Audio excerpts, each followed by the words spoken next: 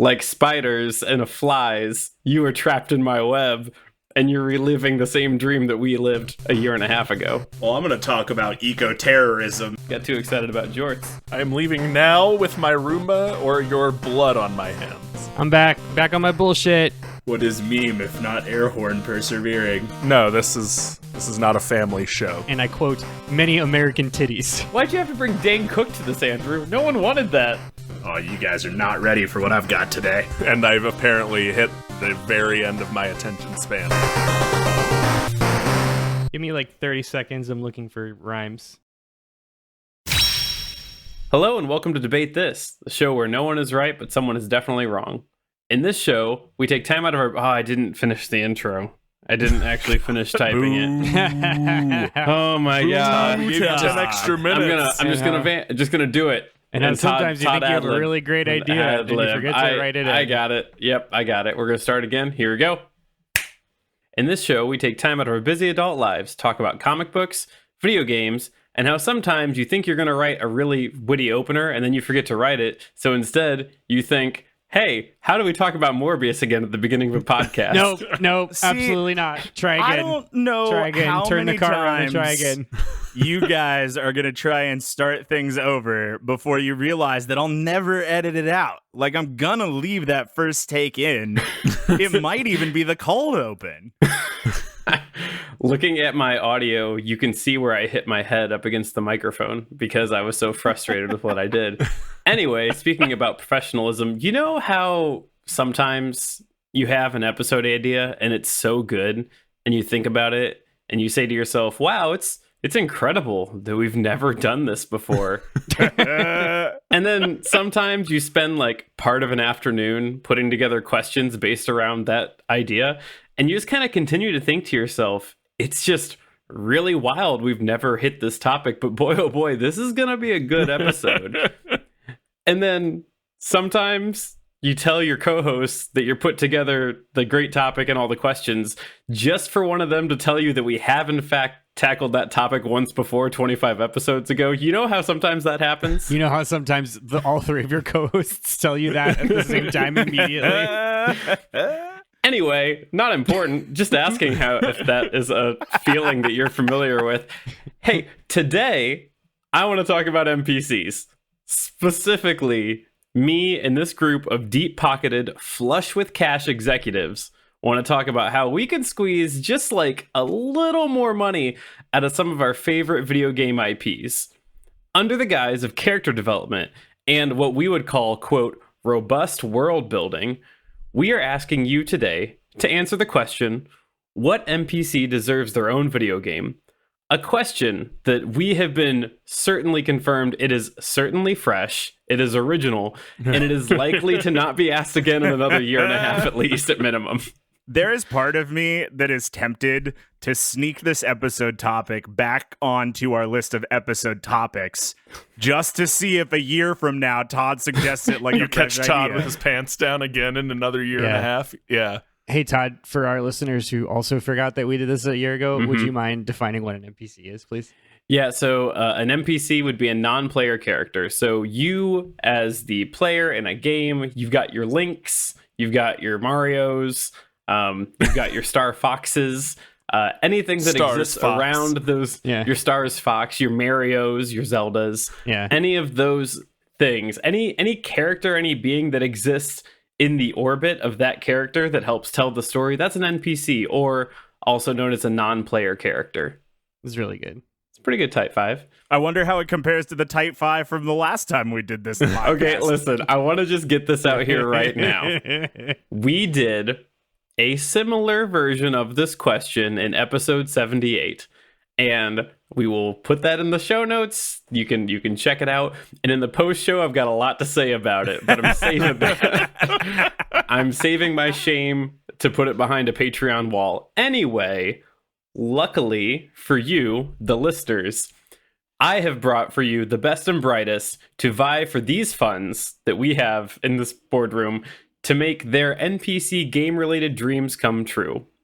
Presenting in this boardroom today, we have Kyle, Mr. Rossetti Harper, Matt, Annoying Fan Cole, And Andrew, the Robo-Chows from Sonic Adventure that you hate when you bump into him, Henderson. It's Omochow. Their name is Omochow. They have a name? Yeah, it's Omochow. Oh, I'm glad I gave it to you. I feel vindicated. I don't get mine. I get the other two, but I don't get mine. So Kyle, obviously, Mr. Rossetti. These are 3 of the most hated NPCs per the internet. Mr. Rossetti, self-explanatory. Whatever Andrew said is the name of his. Omochow. Also self-explanatory. Omochow. I feel like we did someone was someone, Mr. Rossetti, someone in the last time we did this. I think that happened before. What is old is now new again. The real debate. This is the deja vu we made along the way. Anyway, Matt's is from Oblivion. That is a character that once you fight in like the arena, this guy comes up to you and he has bright yellow hair and he loves you and he follows you around and you could just yeet him off mountains and he always comes back. Huh. This is also giving me deja vu. Are these the same 3 you used last time we did this episode? What if it is? It's not online. It's not impossible. It's probably the same Google article that he found the first The same time. aggregated list. Yeah. Here's the real joke, is that the initial joke is that I done did an oops and brought myself into these same questions, but now, like spiders and flies, you are trapped in my web, and you're reliving the same dream that we lived a year and a half ago. Anyway, welcome to the boardroom. Please enjoy your complimentary bottle of DT HQ brand water and a singular Andes mint. DT HQO. You could call it. Oh, that's so good. Kyle. Pretty good. That was really good. We put it in the Kyle. sticker list. Damn. We should make water bottles. Yeah, we should make Kyle the host this time. Just, if you just want to change seats That was with me all real my quick. brain power, so Anyway, so gentlemen, thank you for joining me in this conference room that you've never been in to talk about a thing you've never talked about. I have to ask, what NPC are you pitching as the headliner in their own video game? Who are they? What game are they from? And, give us all that good background detail that you think is relevant for us to know. Kyle, why don't you go ahead and open up? all right, Todd. So we have really done the market research on this game pitch for you today, and we have concluded that the youths of today really like 2 things, and that is coffee and Animal Crossing. So we are bringing you today a game featuring the coffee brewing, cafe owning owl from the Animal Crossing franchise, Brewster. We do like Brewster on this podcast. We have talked about Brewster before, but We not in sure this have, episode. But not in this episode. So yeah, a game centered around Brewster, everyone's favorite barista owl. I thought Brewster, legitimately, not a joke, I thought Brewster was the bad guy from Super Mario RPG that we always talk about how good his theme song is. And then you're like, it's the owl from Animal Crossing. Oops. Nope. When we do this episode a third time, someone's going to pick Booster Booster from is- Super Mario RPG. Well, we are excited to hear. The energy we've created here is strange. I just want to address that today. Anyway, we are excited to hear about what Brewster brings to the titular game that he is behind. Matt, what did you bring? Yeah, I don't have any more background detail. He's an owl that slings coffee. And fans love him. He's from Animal Crossing. That's it. Those are all his character traits. Well, Todd, it's been a hard few years. And honestly, I think it's time we gave ourselves an opportunity to truly take out our feelings. We've spent a lot of time feeling trapped. We've spent a lot of time watching people less intelligent than us make decisions that affect our entire experience. Much like how Todd has decided that we're going to do this topic again. It's the Groundhog Day of debate this. We've literally been forced to observe suffering while we're trying to advance society through science and logic. And that, Todd, is why we have so much in common with genetic life form and disk operating system, better known as GLaDOS. Is that what the acronym GLaDOS? is? I never knew that. Yeah, that's Yeah. what the Oh my God. acronym is. Yeah. That's cool. Yeah, so for those unfamiliar, GLaDOS is the omnipotent, sometimes potato-based sentient AI that controls the testing labs of Aperture Science in Portal 1 and 2. In a game that really makes you question how much awareness an inanimate object needs to be. Try that again. How much awareness fuck me. So Matt will edit his screw-ups, but not Todd's. I see how it is. Yeah. No, I tend to leave mine in there too, if we're being honest. I'm just lazy. How much awareness an inanimate object needs to have to truly be a companion. GLaDOS is an antagonist turned tritagonist who is well deserving of her own game and a character we know gamers are ready to step into. Good use of tritagonist. Thank you. Wikipedia gave me that word. Yeah.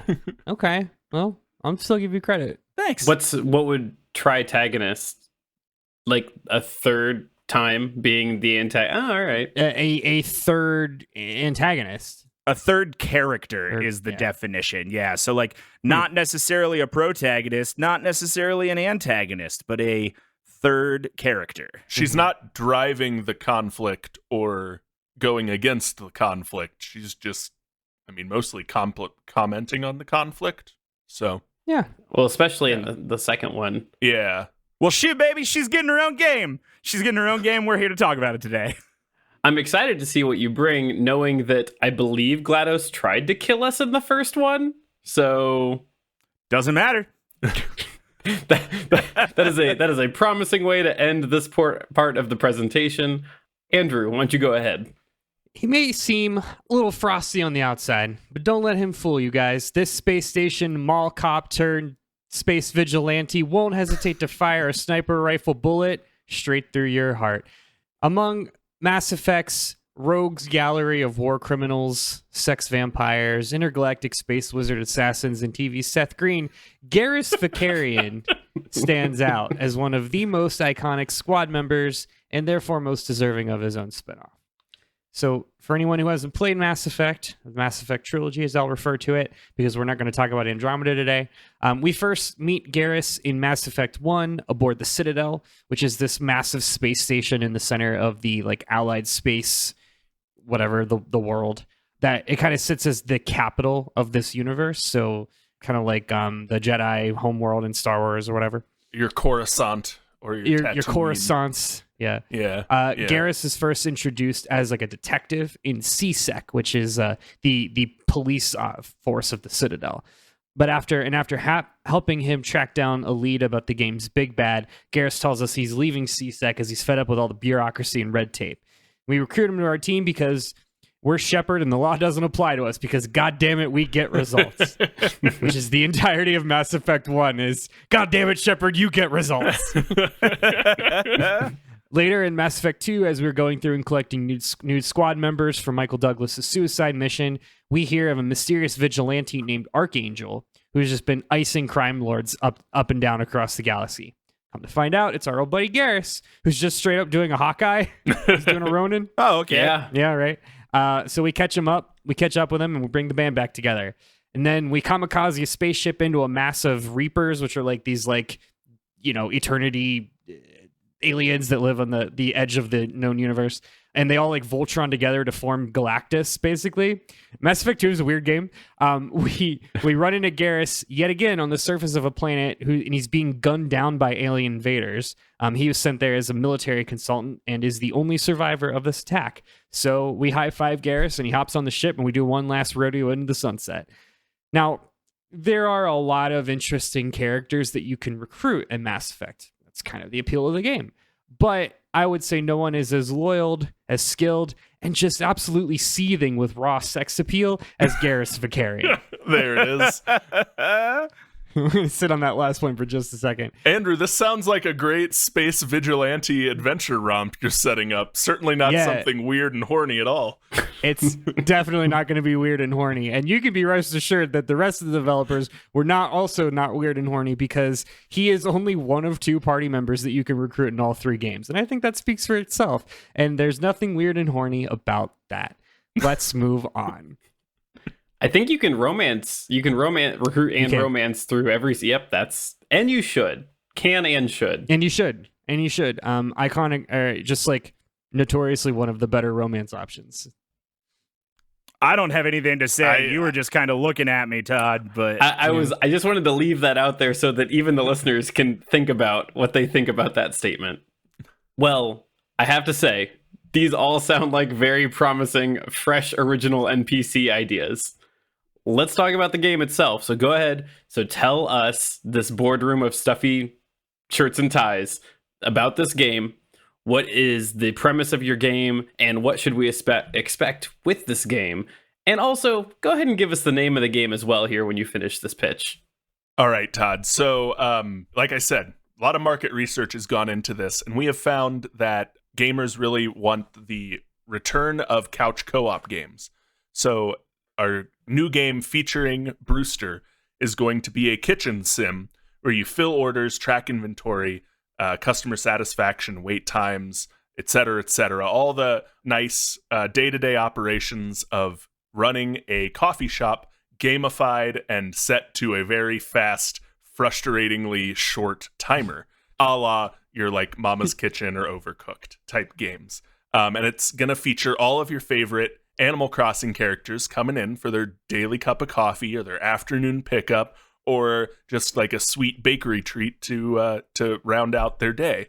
And the premise of the game is that cafe owner Brewster got his big break, got that sweetheart investor, and is finally able to move his coffee shop out of the museum's gift shop or city hall's annex or wherever it is, and set up his own shop and eventually franchise it in Brewster's Millions.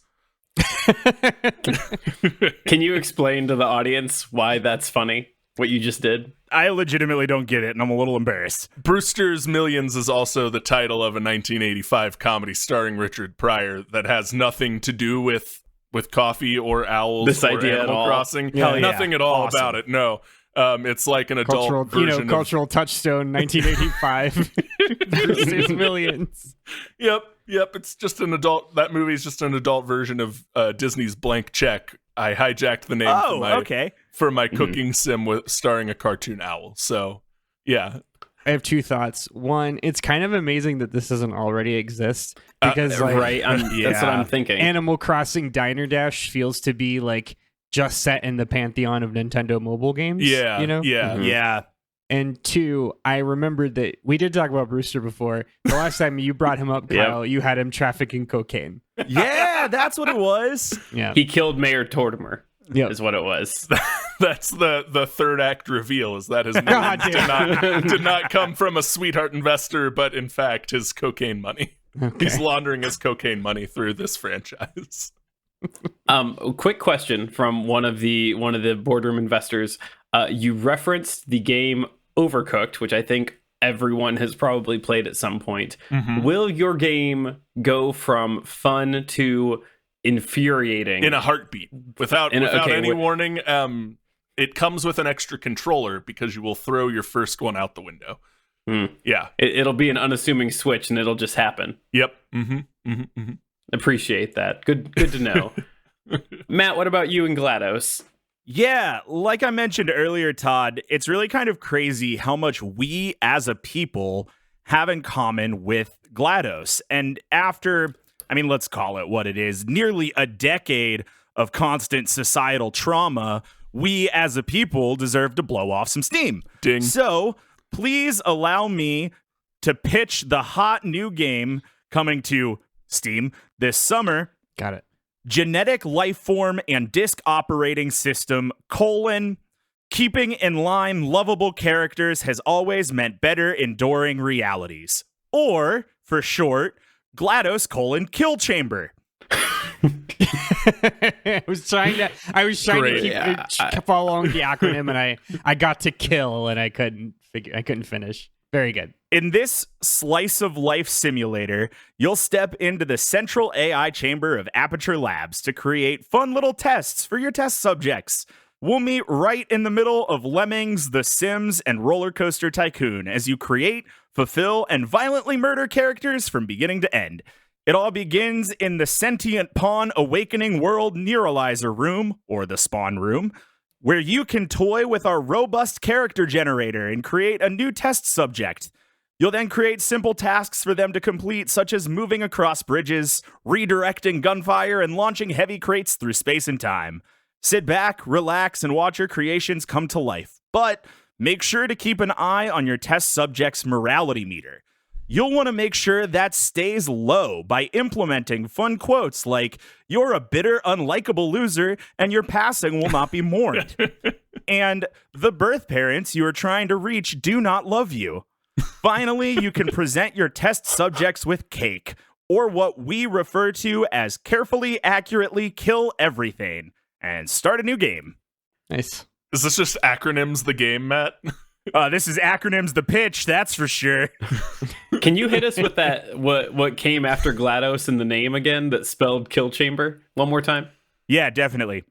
Keeping in line lovable characters has always meant better enduring realities. It sounds like a bad like translation from Japanese to English to Korean back It to does. English. Like, Frankly, it sounds like a Kingdom Hearts title. it does. I was going to say an AI-generated fortune cookie, but Yeah. I mean, we all got there. Yeah. Listen, you come up with a better acronym for kill chamber. Nope, won't do it. Impossible. My question, Matt, have you played any of the Portal games? Yeah, I have. Because like this hit that. Oh, yeah. Those notes. Yeah, I really love Portal 2. I've never played Portal 1, but I've watched Portal 1, and I have Less played portals. Portal 2. Yeah. And I really like these games, and I like the lore. I fell down a bit of a rabbit hole this afternoon, if we're being really honest.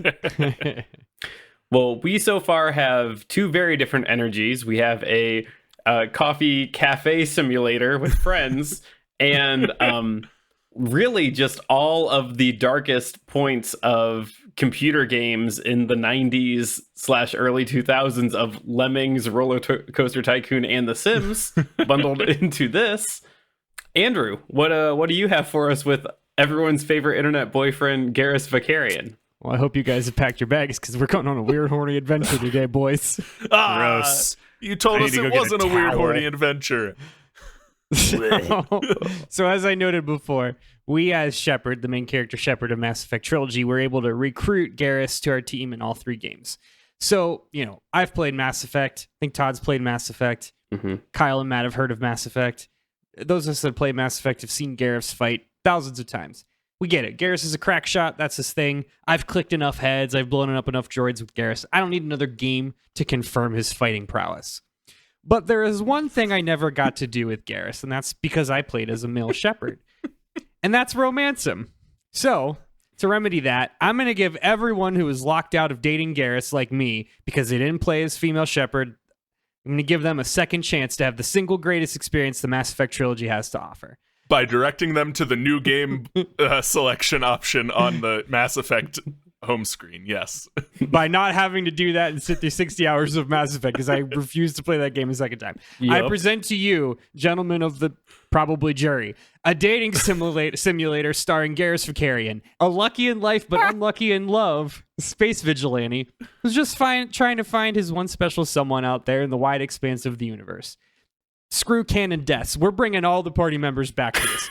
Caden and Ashley, they're both there. Both of them live. We've got Rex. We got Liara, Tali, Morden, Freddie Prinze Jr., Legion, Miranda, and even Seth Green's sex robot. They're all there, and you can romance all of them. Every single one of them. And they all have a flirty summer outfit you can pay $50. They all have summer to DLC, goddammit.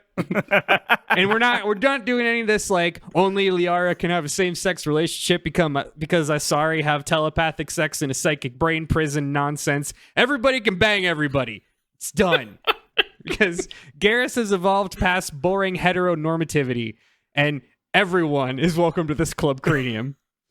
Now, gameplay-wise, it's going to look a lot like the everyone's favorite map portions of Mass Effect 1 and 2. You know, the parts where you're not actually playing the game, but you're in a menu screen and you're going through the different planets. It's like Yeah.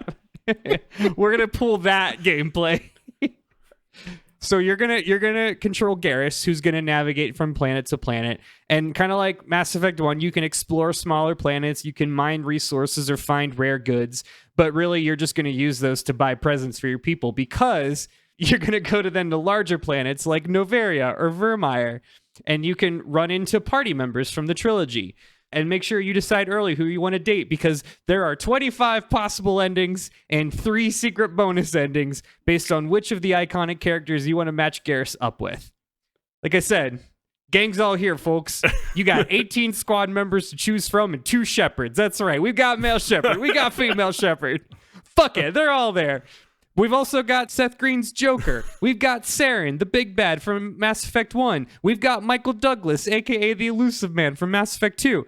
And even we've got some Alliance leaders thrown in there, like Lieutenant Anderson, who's a big character, and Dr. Shockwash. She's another character in the game.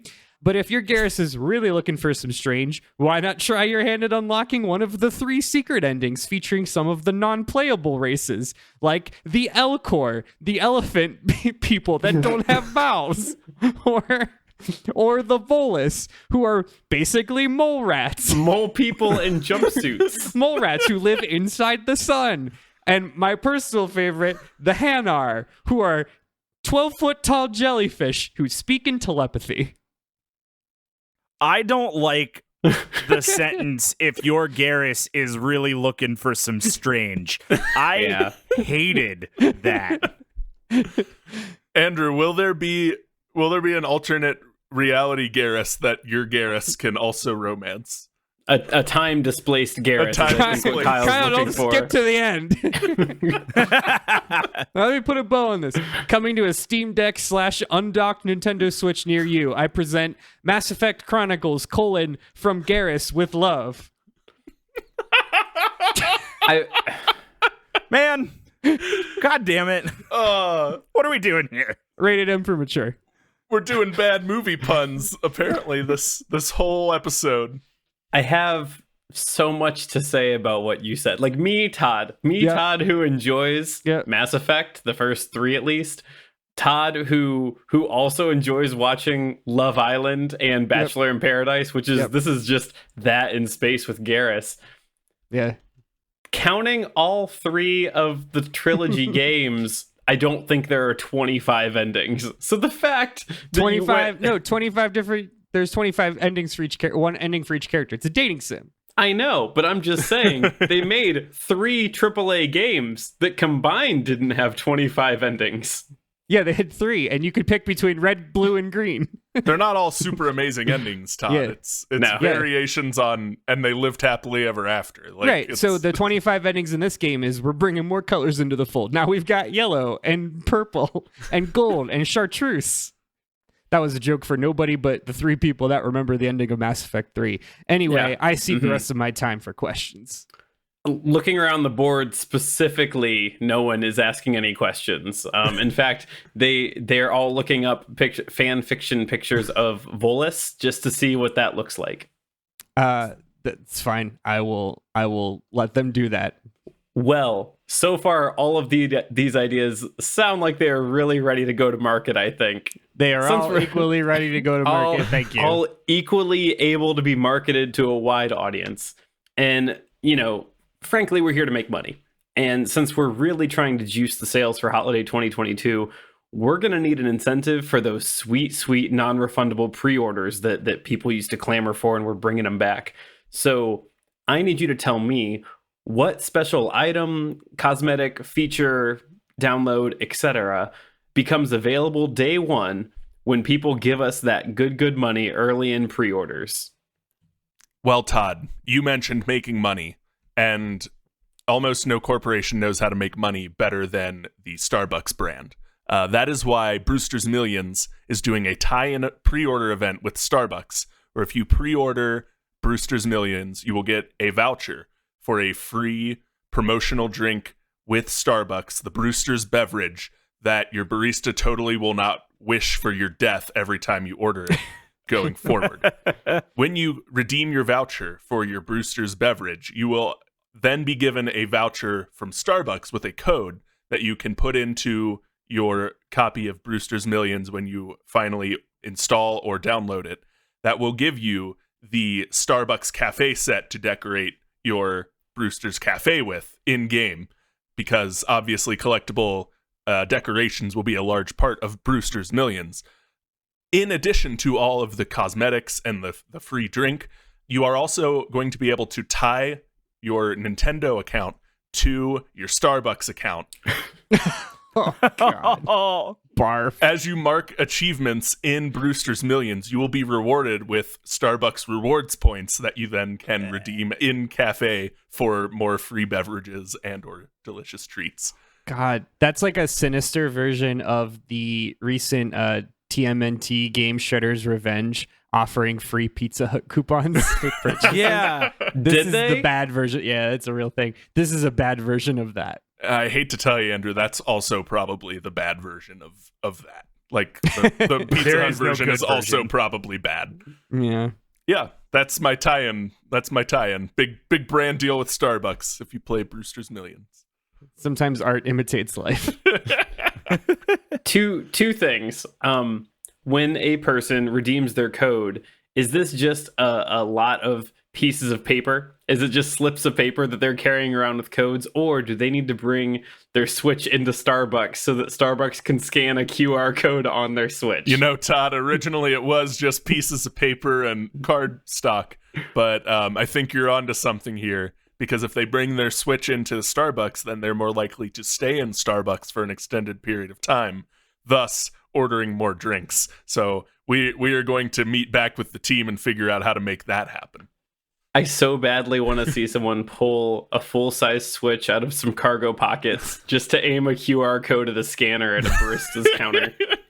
Well, I'd have to imagine you'd be able to access those QR codes on your phone, but probably only through the Nintendo Switch online mobile app. You want to talk more about that? The famously not problematic or buggy and always working Nintendo Switch online app. Yes. The other CEOs here in the room have actually just drawn a circle with arrows leading from Animal Crossing to Starbucks with dollar signs, and Yep. it's just a loop. It's an just, Ouroboros. It's just a loop, Todd. Yeah. Yeah, Yep. they're pretty excited about that. The line only goes up. while everyone overwhelmingly feels more down the entire time. Matt, what about you? What about your GLaDOS kill chamber game? Yeah, of course. See, we want our day one sales to be off the charts. And that's why we are offering pre-order rewards, both in-game and in real life. See, we'll be releasing DLC voice packs for GLaDOS Kill Chamber throughout the game's life. You can put these skin packs to work over top of GLaDOS's normal voice. Now, let me be clear, this is kind of a cash grab, so it's not going to be the original voice of GLaDOS in GLaDOS's Kill Chamber. However, if you pre-order in the next 6 months, you'll get access to the Some Unfortunate Cheap Knobs Even Recorded Sound pack, or the Sucker pack. This pack will include a voice skin of original GLaDOS voice actress Ellen McLean, as well as famous voice actor and everyone's favorite Italian plumber Chris Pratt, and former Creed frontman Scott Stapp. But wait, Todd, there's more. If you pre-order this game and order the Founders Pack, or what we call internally, fucking obviously you Neanderthals demanded edgy realistic stuff pack, you'll be mailed a real-life potato. It comes with some plastic attachments that look like GLaDOS, but it's literally just a potato. How neat. I'm so mad. Sorry to step out. I know. This is Subway. You made the sandwich, Todd. I know, and I'll sit here and I'll smell the smelly mayonnaise with everyone else. Here's the thing. I'm mad because inadvertently what I've done here is I've vented out my own frustrations with those old cash grab early pre-orders, and everything you've said is so real. Like, I'm so mad because, yeah, someone would send a potato to someone and the internet would go wild over it. You asked for 3 different versions of horse armor and you got it, Todd. You sure did. Did you ever get that bag from Fallout 76, by the way, or did that never come in? No, No. I didn't order that edition. I was not that person. There's no way. He's still waiting on the plate from Skyline, though.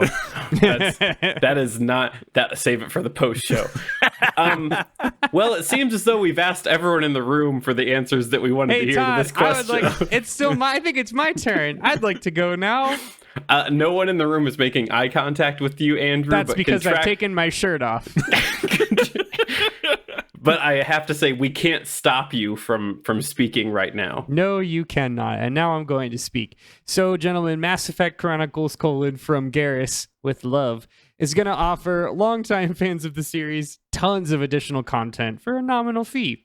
Anyone that pre-orders the standard game will immediately unlock Mass Effect Chronicles: from Garrus with Love: Day 1 Edition, which will include, as Kyle very, very expertly theorized, the Summer Adventures pack. There it is. This is the Dead or Alive beach volleyball of Mass Effect, isn't it? It's the everything, Todd. It's the every Fire Emblem has a summer DLC pack of Mass Effect. That's what this is. So we're going to get the Summer Adventure skin for Garrus, which will feature the tantalizing Turian in his iconic swimsuit wear. Don't ask. If you don't know, you can't afford it. From there, players can add on the Extra Calibration Starter Pack, which will allow Garrus to start the game with an additional $10,000 in credits and with increased affinity for up to 3 characters of your choosing. Pretty cool. Now, for a more enhanced experience, you could go up to the Mass Effect Chronicles: from Garrus with Love: Galaxy Grind Edition, which includes all of the above, but also a digital download of the soundtrack and, most importantly, a digital interactive soundboard of all of Garrus's dialogue from the original games and in this game, including 5 different inflections of the word shepherd and over 20 types of grunts and moans. There it is. There it is. Does it have to be there?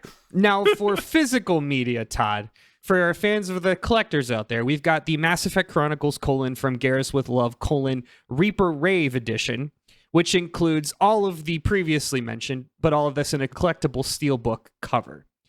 Now, that's all great, but where the most value is going to be found is in the ultimate, definitive Mass Effect Chronicles: from Garrus with Love experience, Mass Effect Chronicles: from Garrus with Love: Turian Twerg Edition, which we will only offer for a limited time. And we were going to offer a life-size replica of Garrus himself that you can just have. Go on. Do We won't judge whatever you want with it. Pay the money. We'll even take cash or money order. No one needs to know. I think a board member sheepishly raises their hand and asks Andrew, how anatomically correct is this life-size Garrus? I think their actual question is, how lifelike is this doll? How lifelike do you want it to be, sir? I don't. This man hasn't made eye contact with anyone but you since you started talking. I'll Venmo you. You can Venmo me later. Discreetly packaged and shipped right to your door. So we live in a nightmare. Armed guards are now carrying Andrew out of the room. Oh my god. Well, what we've done here today is a crime in some places, but we do have to choose one of your selections. This is why we don't 3. revisit topics, Tom. Yeah, because we fished out the good answers in the first round, and now we're skimming the slime out of the bottom.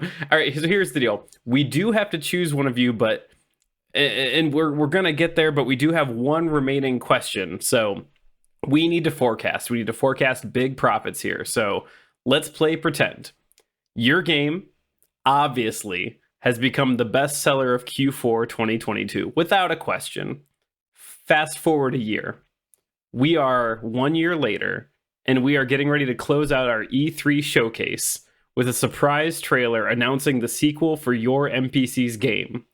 I need you to describe the announcement video that leaks and takes the internet by storm, and I will take that answer after this break.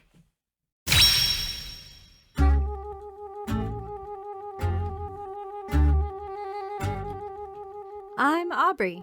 I'm Dennis. And I'm Johnny. Every other Tuesday, we take an in-depth and humorous look at different comic books. We're talking indie comics, capes and cowls, and everything in between. Graphic Novel Explorers Club is available on all platforms. Be sure to subscribe and leave a review wherever you listen to podcasts. And be sure to tell your friends, if you have any. All right, so you all, we offered you 10 minutes to leave the room. None of you left. Andrew actually didn't blink the whole time.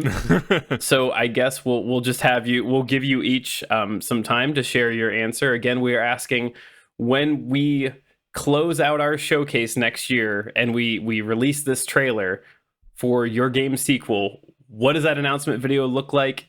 And just paint that picture for us. Go ahead, Kyle. All right, Todd. So the video opens on a shot of a counter with the background blurry, like a coffee counter with the blurry background. And you hear the hustle and bustle of a busy cafe. You see, blurry shapes moving through the background as they prepare orders and get coffee together. You see a feathered hand set a coffee cup out of focus on the counter, and you hear with the closed caption, "Order for Isabella" on the counter. And then that hand comes back into frame and turns the coffee cup around, revealing the Brewster's Cafe logo on the coffee cup. The din raises, the cacophony of a busy cafe gets louder and louder as the screen fades to black, and Brewster's Billions flashes across the screen. September 2024. Can I get your Animalese one more time, please, Kyle? Yep. There you go. Pretty good. That's pretty good. I'm also visualizing like a coffee cup getting turned around and just a bunch of nerds in the audience just screaming, because that's the way that all of these end up going. Yep, that's exactly it. That's the reveal, and then you get the audience. The audience reacts to all three Spider-Men noise under it. Yeah. That's perfect. Matt, what about you? Yeah, so it's going to start on a black screen, and then text is going to appear, and it will say, "I fear the day that technology will surpass our human interaction. The world will have a generation of idiots. Albert Einstein." And then we'll flash cut to some real life video and images of the surveillance state in the United States. Then boom, black screen. Another quote pops up. "Technology is a useful servant, but a dangerous master. Christian Lois Lang." And then boom, another smash cut of people using self-driving cars and maneuvering, following the footpath in front of them without ever looking away from its phone. And then bang, black screen. And finally, another quote. "The potential benefits of artificial intelligence are huge. So are the dangers.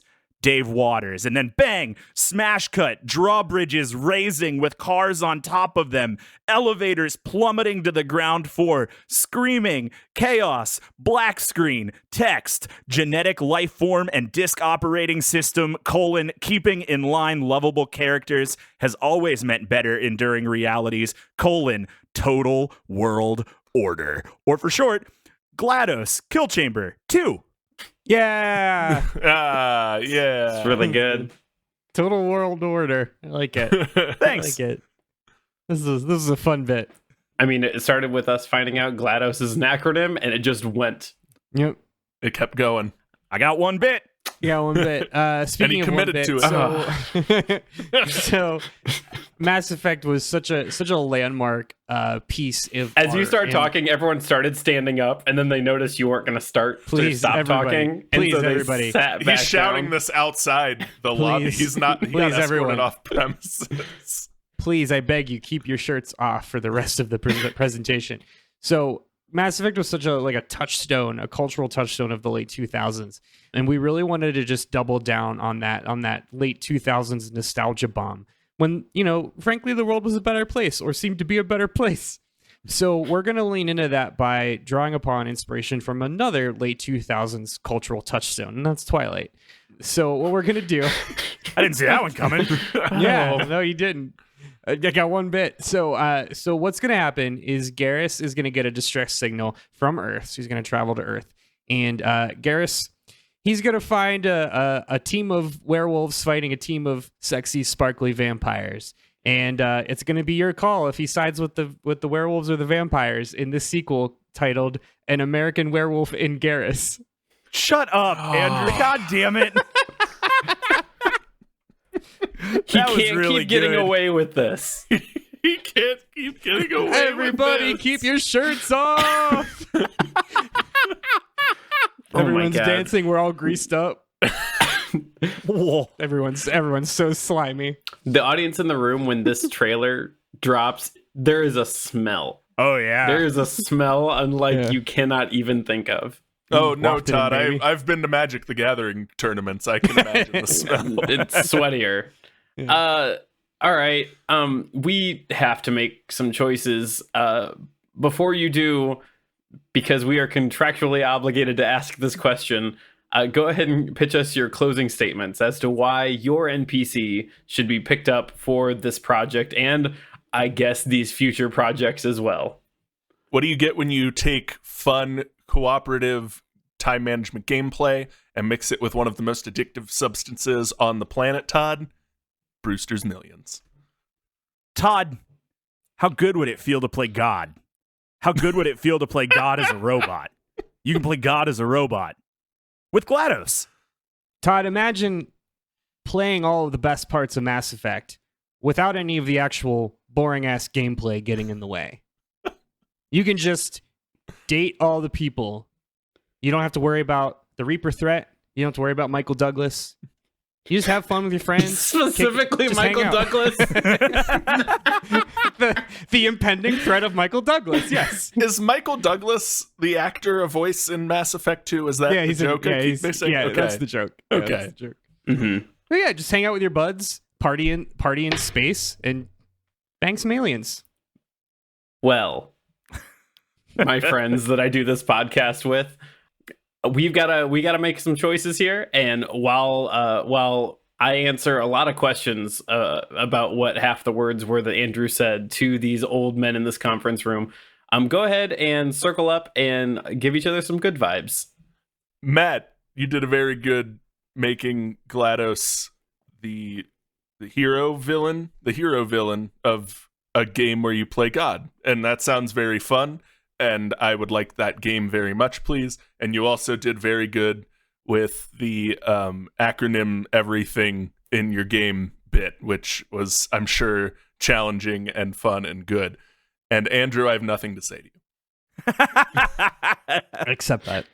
Yeah, Kyle, your game feels like a game that exists. I'm shocked your game does not exist. I really like Cooking Mama games, or not Cooking Mama games, Overcooked games, because I like things that inch couples closer to divorce, and I think your game captures that energy. And Andrew, I have nothing to say to you. I also accept that. Kyle, I first saw Brewster's Millions when it was played in syndication on Comedy Central in the middle of a Tuesday, and I don't know why, but I think about that movie a lot. And I'm just really appreciate that you brought up Brewster's Millions today, because I don't know who that's for other than you and me. It's for us. It's for the two of us. Yeah, because unless you're a lot older than us, unless you watched Comedy Central regularly on Tuesday afternoons in the early 2000s, you've probably not seen Brewster's Nope. Millions. And I really like that you tied that into Brewster, who is a lovable character from Animal Crossing, and it was super fun, and all the things that Matt said. Matt, thank you for all the acronyms. I really do appreciate a good acronym. It's something that I've spent more than enough time in our D&D podcast thinking of acronyms, and I just genuinely appreciate like the artistry of a good acronym. So well done, both of you, my very best friends, Matt and Kyle, who would never, ever, ever say anything bad about me. Anyway, we can move on. So, man, all right. Look, I'll drop out of the bit here for a quick second. You all three made things that I'm surprised don't exist in some capacity. Like we've made the joke that Kyle's game should exist. I think that based upon the foundation that Matt set of the people that grew up chucking their lemmings into the void, or drowning their Sims characters, or launching roller coasters without finished tracks. Those kids all grew up to play Portal. They want to do that some more. And Andrew, there are parts of the internet made specifically off of everything that you talked about today. If Mass Effect had wrapped in like the late 90s, early 2000s, the game would exist. Like it would have existed then. I'm pretty sure it's a game you can find using a Tor browser. Yeah. What you've described, granted with like much different graphics, existed on Newgrounds at some point, I think. Yeah. You just copy and pasted from Archive of Our Own. So here's the thing. So we do have to go with what's going to sell. And so what's going to sell, what's going to do big. And because of that, we are going to go with Kyle's game. Kyle's game is the one that will sell. It'll put the butts in the seats. We do want to give some honorary mention to what you did, Matt. We loved what you did. We think it has legs. Mr. Henderson, can you please sit down for a second? Mr. Henderson, please put your pants back Can on. you please put your shirt back on? I have one thing to say, and I would like to say hard disagree.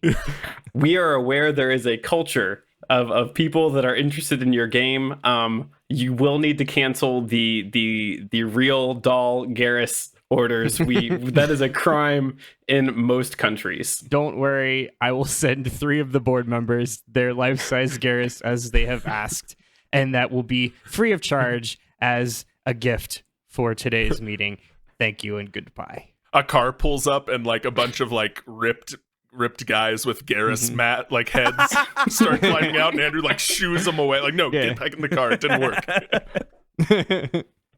Well, this was a mistake. Hey, thanks for listening to Debate This. If you can follow along with the arguments on Twitter, Facebook, and Instagram at DebateThisCast, or on our website at debatethiscast.com. Just like NPCs are the best part of a video game we love, our listeners are the best part of making this show every week. If you like what you hear in our feed and you want to support this nerdy escape away from the horrors of the world around us for as little as $5 a month, then check us out at patreon.com/debatethiscast. Until next time, I'm Todd Thomas. I'm Kyle